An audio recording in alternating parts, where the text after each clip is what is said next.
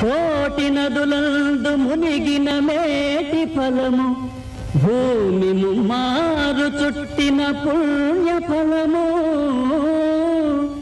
కన్న తల్లిదండ్రులకు ప్రదక్షిణము సేయా కలుగుననుచును వేదాలు తెలుపలేదే.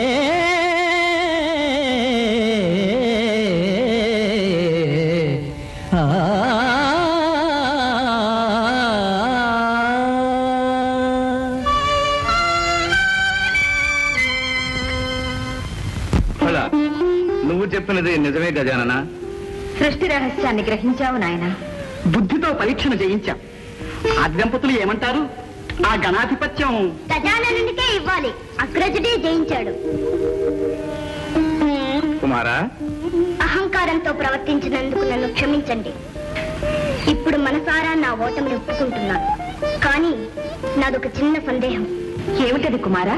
ఏముంది? నావల అగ్రజులకు శరీరలాఘవము లేదు, వాహనము లేదు.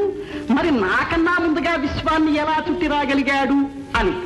ఏం కుమారా, అదేగాని సందేహం? అదే. ఆ సందేహాన్ని గణపతే నివృత్తి చేస్తాడు. తమ్ముడు, నిజానికి నేను కైలాసంలోనే ఉన్నాను. మాతాపితరులకు మాత్రం ముమ్మారు ప్రదక్షిణ చేశాను. అంటే వారే ప్రకృతి పురుషులు. వారి కలయిక వలనే సృష్టి ఏర్పడింది. వారికి ప్రదక్షిణ చేస్తే విశ్వాన్ని చుట్టి వచ్చినట్టే కదా.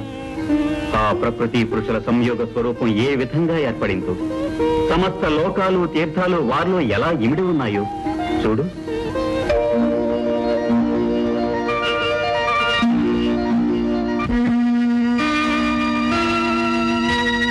ఒక వంక వరనీల కబరీభరమ్ము, ఒక వంక ఘన జటాజూట భరితమ్ము, ఒక వంక మణిమయాచల కుండలాలు, ఒక వంక భయల పల్లవ భూషణాలు, ఒక కంట కారుణ్య అవలోకనాలు, ఒక కంట విస్ఫులింగ ఛటాలు, ఒక వంక రమణీయ కాంచనాంబరము, ఒక వంక నిర్వికారము దిగంబరము, ఒక పదమ్మున ప్రణయనాట్య విన్యాసము, ఒక పదమ్మున ప్రళయ తాండవ విజృంభణము, విశ్వశ్రేయాగతము సృష్టి పరమాత్మము, శక్తి శివశక్తుల సంగమ స్వరూపము,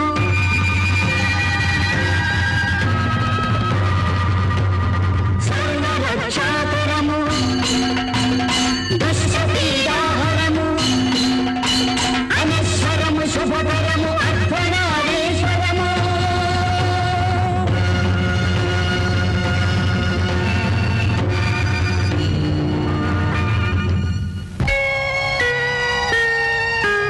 శ్రీమన్మహాదేవ దేవ అమేయ ప్రభావ భవ, భవ్య కారుణ్య భావ శివా, భవానీ ప్రియా చిన్మయానంద హృదయ అద్వయా, దివ్య పంచాక్షరీ వేద మంత్రాలయ అవ్యయా, ప్రకృతి పురుషులై శక్తియున్నీవు ఆధార చక్రాన విహరించి సంరక్తితో సృష్టి గావించి పాలించవే, సూర్య చంద్రాగ్నులే నీదు నేత్రాలుగా, నాలుగు వేదాలు నీ శంకు నాదాలుగా, భూమి నీ పాదపీఠముగా, గంగయే నీ శిరోరత్నముగా, తేజమే నీకు నీరాజనముగా, వాయువే వింజామరముగా, నభము చక్రముగా, పంచభూతాలు సతతమ్ము సేవించగా, సప్తపాదోనిధుల్ సుప్త శైలేంద్రము, సర్వలోకాలు తీర్థాలు నీ కుక్షిలో సదా ప్రక్షిప్తమై ఉండవే, విశ్వరూప నమో వేద భువన ప్రదీప, సంతతానంద కేళీ కలాప, జగత్కీత కీర్తిల సద్భూతవర్తి, సదానందమూర్తి నమో దేవతా చక్రవర్తి, నమస్తే నమస్తే నమః.